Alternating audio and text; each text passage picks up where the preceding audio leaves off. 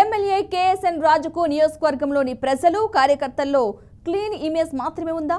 ఆయనకు negative image లేదా అంటే ఉందని అంటున్నారు నియోజకవర్గ ప్రజలతో పాటు కార్యకర్తలు. అసలు కేఎస్ఎన్ రాజుకున్న నెగిటివ్ ఇమేజ్ ఏంటి?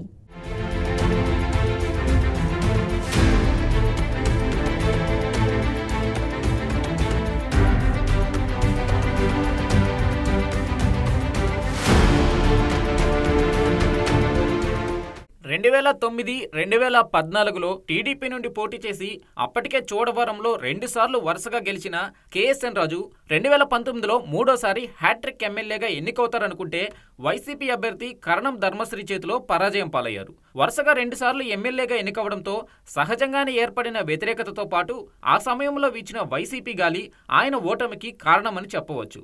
అయితే వైసీపీ ఫ్యాన్ గాలితో రాష్ట్ర వ్యాప్తంగా మెజారిటీ సీట్లు దక్కించుకున్న ఆ పార్టీ వైఎస్ జగన్ నాయకత్వంలో ప్రభుత్వాన్ని ఏర్పాటు చేయడం, అనతి కాలంలోనే ప్రజల్లో తీవ్ర వ్యతిరేకత మూటకట్టుకోవడం చకచకా జరిగిపోయాయి.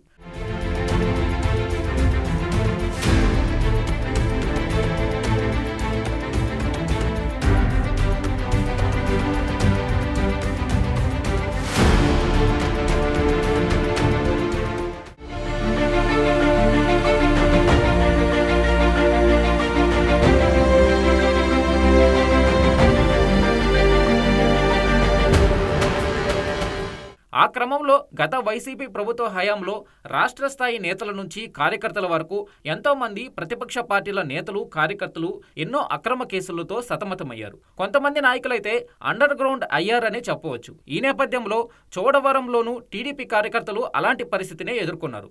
అయితే మాజీ ఎమ్మెల్యేగా కేఎస్ఎన్ రాజు తోటి పార్టీ నాయకులతో పాటు కార్యకర్తలకు అండగా ఉండాల్సింది పోయి పార్టీ కార్యక్రమాలకు దూరంగా ఉన్నారనే అపవాదు మూటగట్టుకున్నారు. ఆ సమయంలో నాయకులు, కార్యకర్తలు తీవ్ర ఇబ్బందులు ఎదుర్కొన్నారు. ఎన్నో అక్రమ కేసులతో సతమతమయ్యారు. అయితే కేఎస్ఎన్ రాజు మాత్రం సేఫ్ గేమ్ ఆడారని, ప్రభుత్వం ఎక్కడ కూడా తనపై ఒక్క కేసు కూడా పెట్టకుండా అండర్ గ్రౌండ్ అయ్యారని కార్యకర్తలు, నియోజకవర్గ ప్రజలు చెబుతున్నారు. నొప్పించక తానవ్వక తప్పించుకు తిరుగువాడు ధన్యుడు సుమతి అన్న చందంగా రాజు సేఫ్ అయ్యారనే టాక్ వినిపిస్తుంది.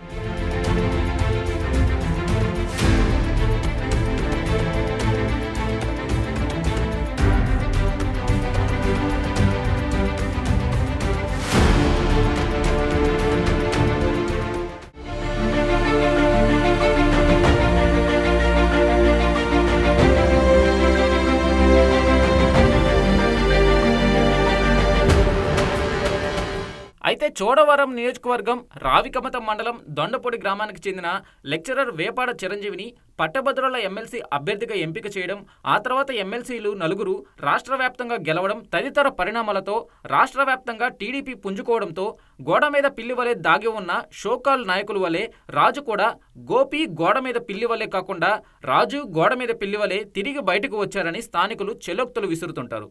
మరోవైపు గోవాడ షుగర్ ఫ్యాక్టరీ నిర్వీర్యం చేయడంలో వైసీపీ నేత ధర్మశ్రీతో పాటు రాజు కూడా కొంతవరకు బాధ్యుడే అని నియోజకవర్గంలో టాక్ వినిపిస్తుంది. ఏది ఏమైనా కేఎస్ఎన్ రాజు నొప్పించక తానవ్వక తప్పించుకు తిరుగువాడు ధన్యుడు సుమతి అన్న చందంగా సేఫ్ గేమ్ ఆడుకుంటూ చోడవరాన్ని తనకు ఓ వరంగా మార్చుకుంటూ నియోజకవర్గంలో మనసున్న రాజుగా పేరు తెచ్చుకున్నారని టాక్ వినిపిస్తుంది.